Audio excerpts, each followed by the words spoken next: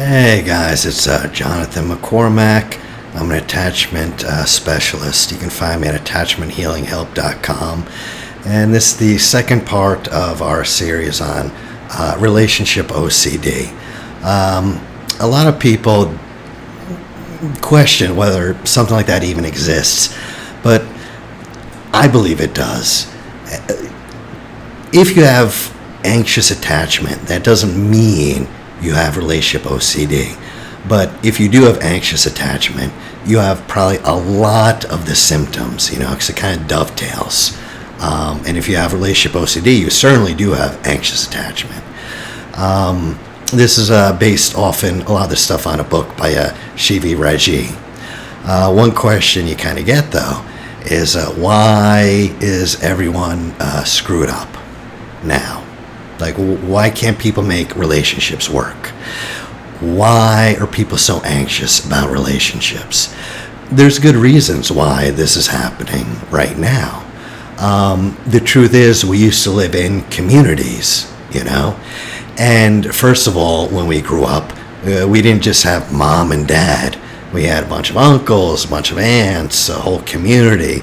And boy, our attachment needs were met by all sorts of people, I mean, we used to have a community of people we saw daily, worked with daily.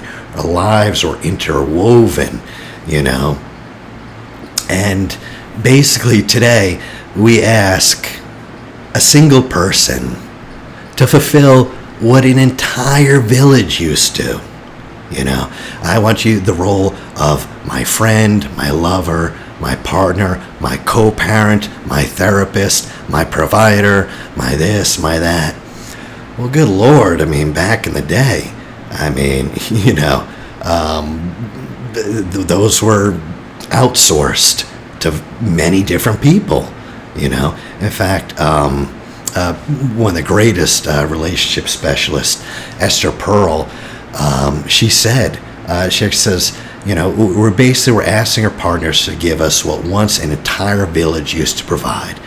Give me belonging, right? Give me identity. Give me continuity. Give me transcendence. Give me mystery, awe. Give me comfort. I need to be comforted.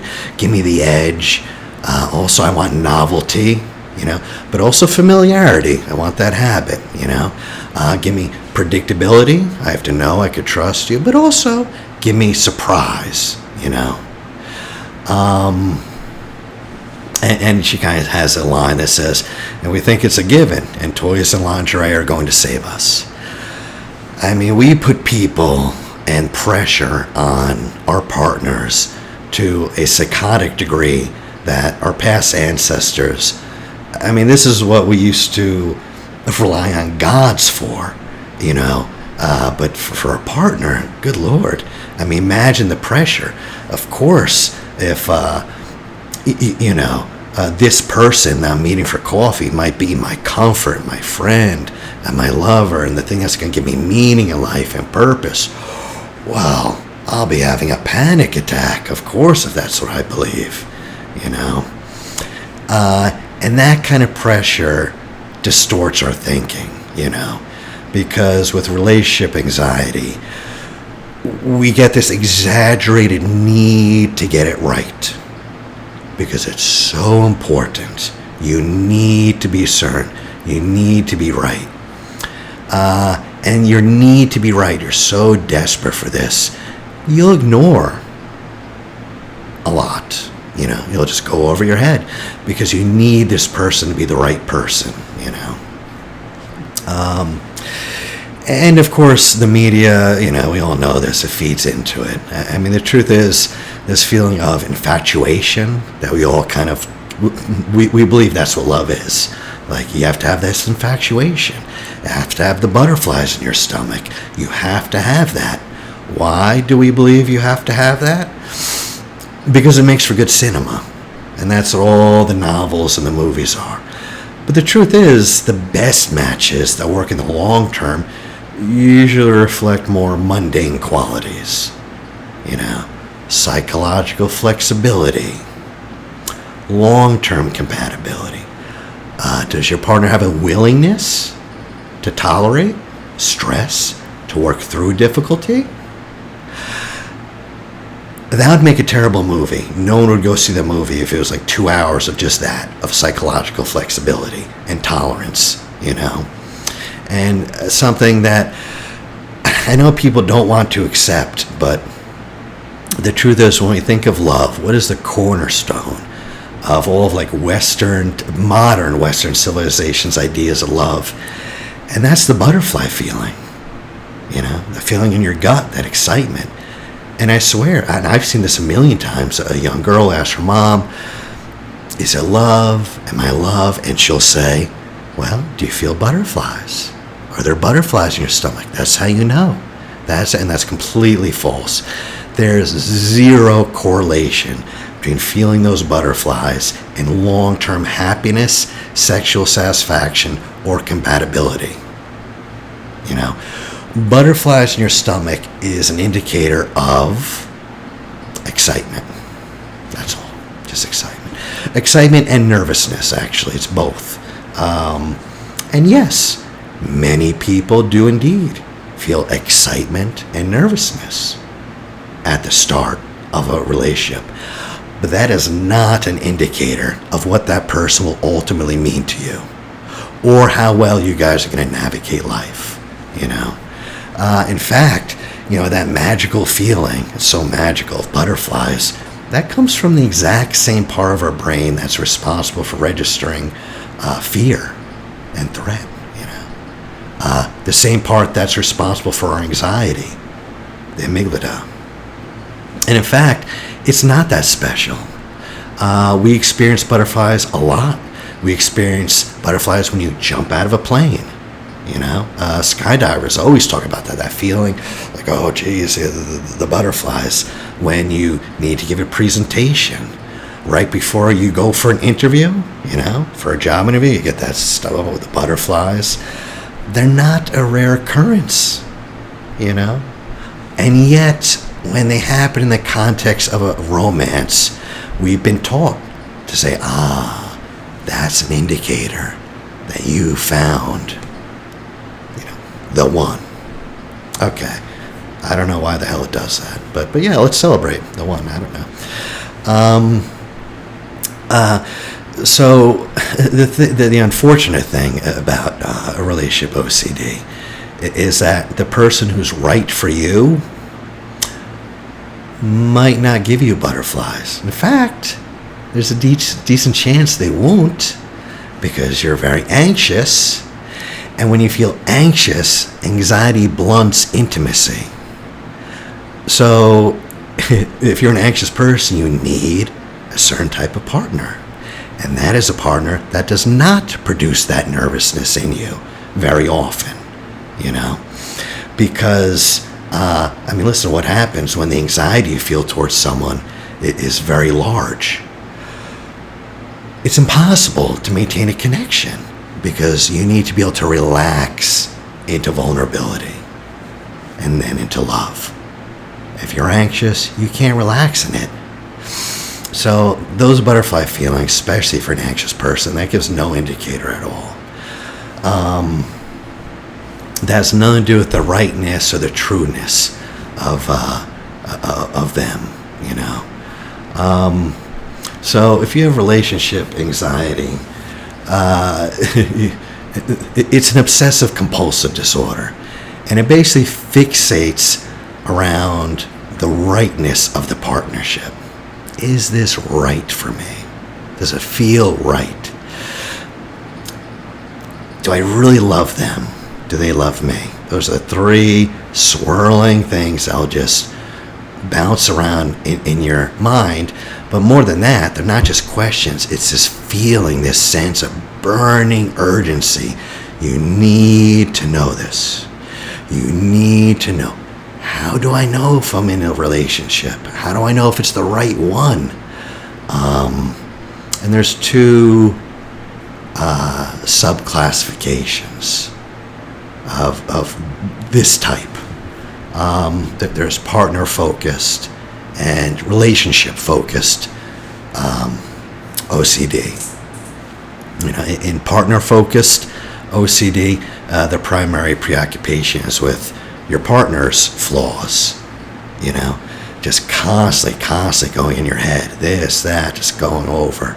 And in a relationship-focused RCD, it's basically about the temperature of the relationship. Does it feel right?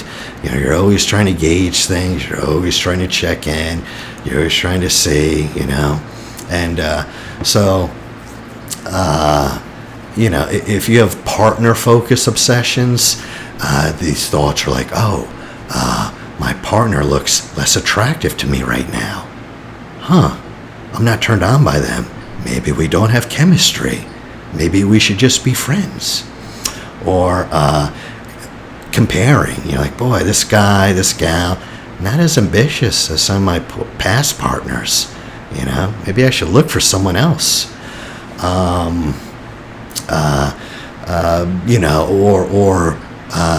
Looking to your friends for validation. Like, boy, when they're around my friends, they're very quiet. What if my friends think that my partner's boring? And what if my friends believe I've settled for less than I deserve? Using other people to gauge the relationship. And if it's more relationship-focused OCD, it's kind of like just these thoughts. I don't have butterflies when I look at my partner. Does that mean something's wrong? Or my partner's not paying the same attention to me? Does this mean they're losing interest? Good Lord, probably the relationship's doomed. Or also like in the bedroom, like, boy, it's just not as passionate as it used to be. Maybe we're not compatible sexually, or you hear them say things like, most couples, in the movies, but most couples always have that in-love feeling. And most couples just know they're right for one another. That's not my relationship. And the truth is, there are some people where they say this, but a lot don't, Or, boy, when my partner leaves, I don't miss them as much as I used to miss my ex. Boy, my ex would leave. Boy, and I would just really yearn to see them, Now, when you have these thoughts and anxiety, that leads to compulsions, And these are things that can really get in the way of life and romance. So these compulsions are kind of like always checking in to see if you're in love enough with your partner. How am I feeling about my partner? How am I feeling? Do I still love them? What does it feel like? Constantly comparing this relationship to past ones. Seeking out reassurance from family and friends. Constantly, I don't feel that. I don't feel this way. Is that normal? Is that normal? You get that question all the time.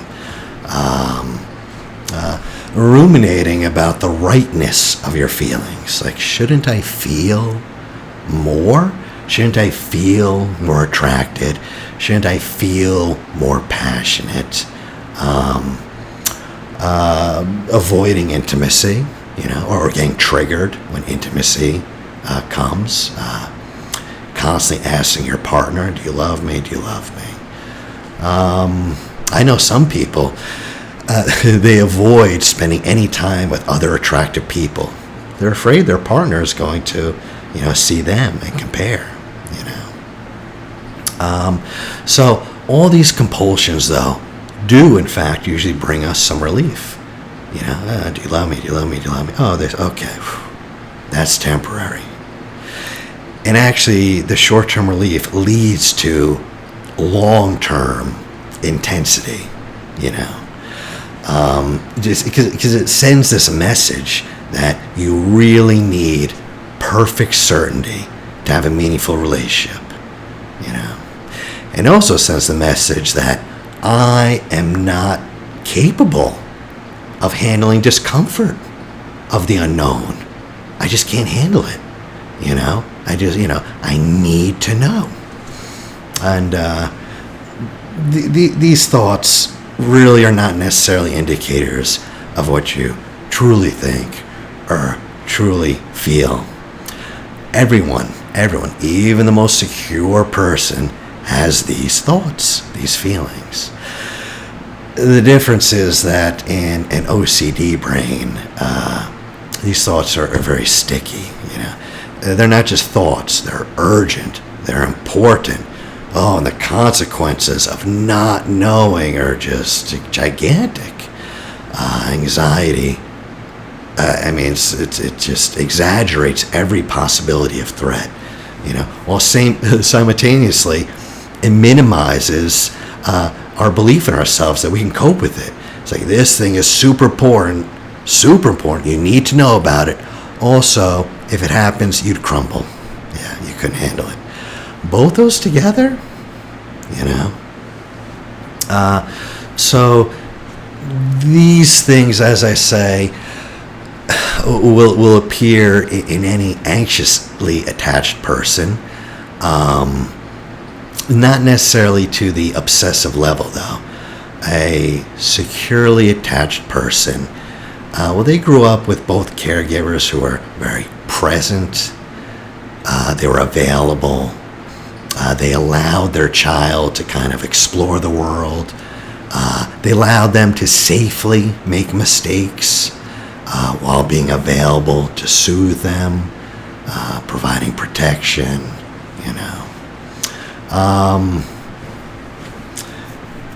And you're secure if you have thoughts like, if you go to the experiences and close relationship scale. Secure people have a lot of thoughts like, oh, well, I'm in general, I'm very comfortable sharing my private thoughts and feelings to my partner. Secure people rarely worry about their partner leaving them.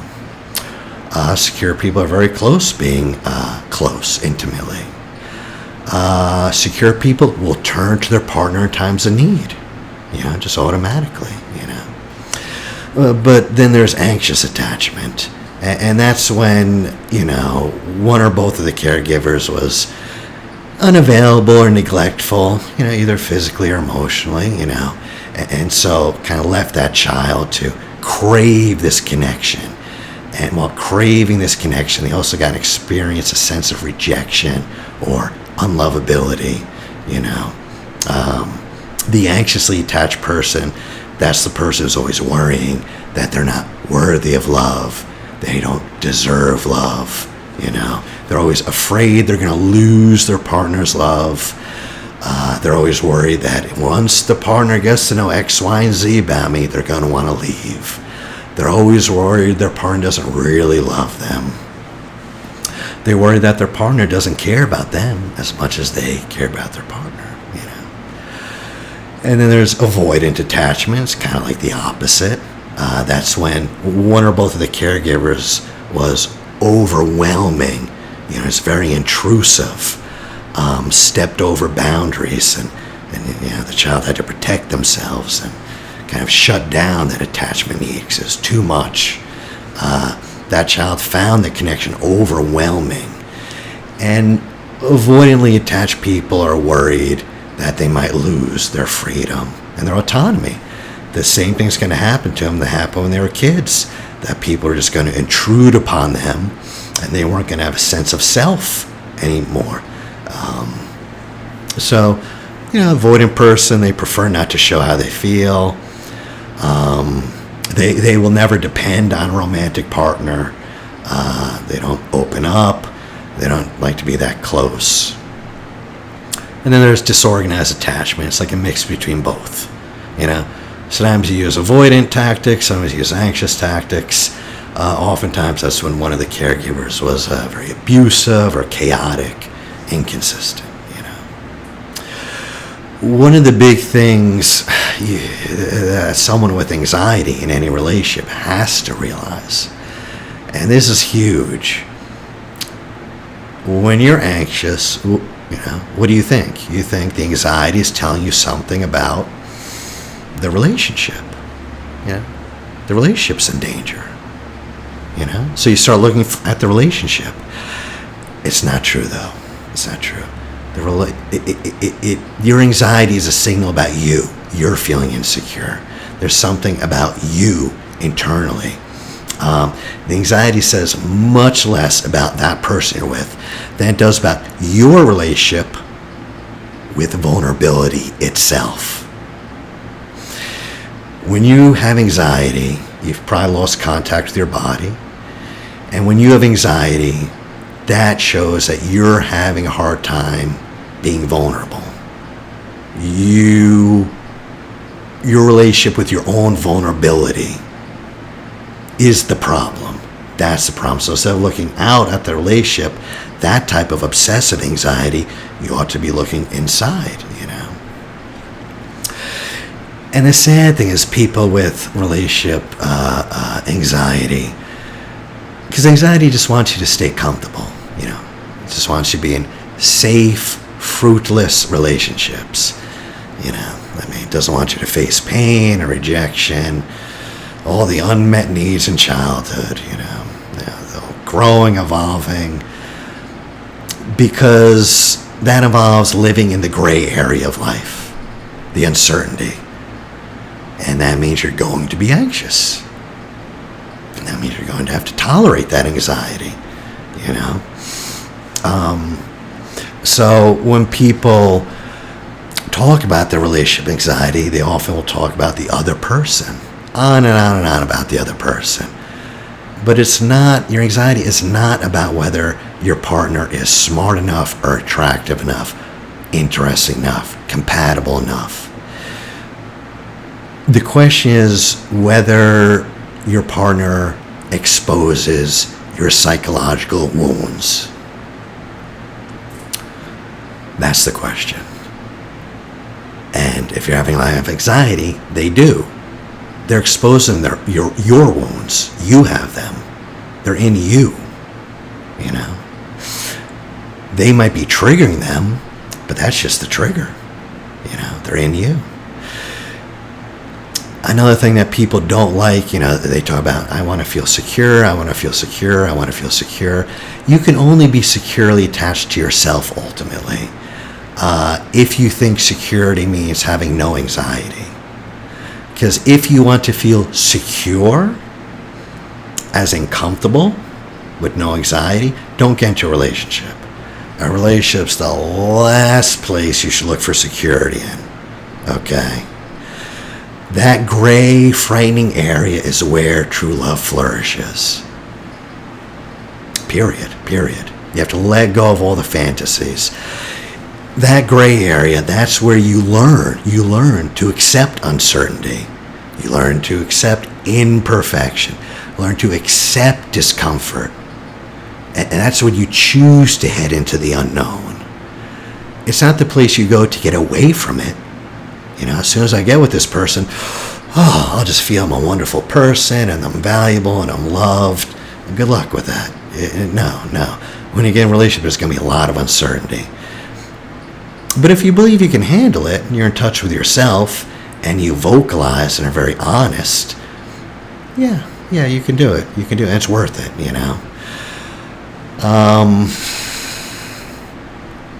That's one of the big lessons. It's one of the big wisdom lessons that people eventually come to.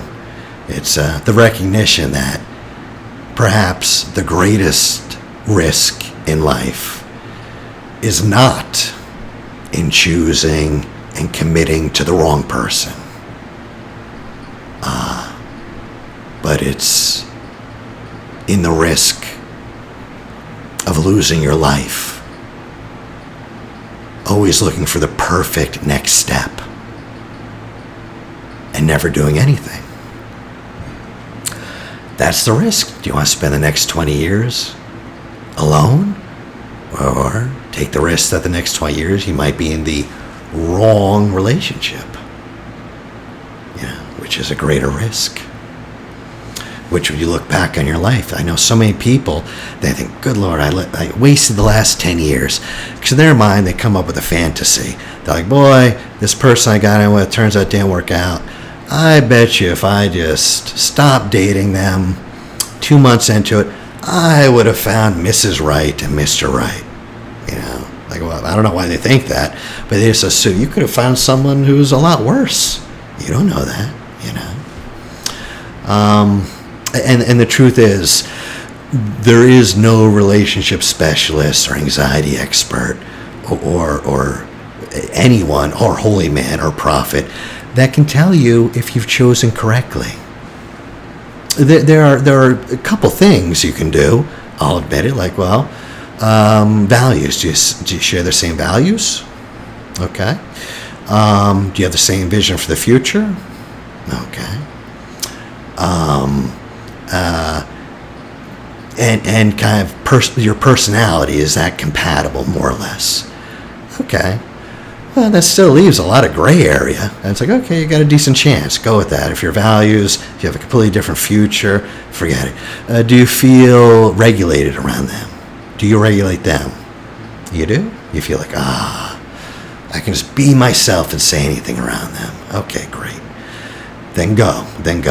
But other than that, you really don't know, you know. So, you know, if you want a relationship and you have anxiety, you know, people want the anxiety to go away. Like, as soon as I cure my anxiety, then I will get into a relationship, you know. But the truth is, you're not going to do that. There's things you can do to lessen it, to unblend from it, to make it looser, but the anxiety will always be there with you. Can you tolerate that gray area? Well, you know, you're probably thinking like, okay, that's awful. No. But can you tolerate if it meant you'd be at peace? If it meant at the end of the day, you know, you and your partner could heal wounds together, if you could turn compatibility, chemistry, connection, and mutual respect into, you know, your love story, the story you want. Because you have to cultivate rather than find the ideal partner. You have to cultivate it. You find someone with the same values that regulates you, okay, great. Now you have to cultivate the story. You have to tell it. You have to tell it. You know, you're just not going to find them. So that's the second part. And soon I'll talk about actually what you can do about it, you know. But you can find me at attachmenthealinghelp.com. My name is Jonathan McCormack.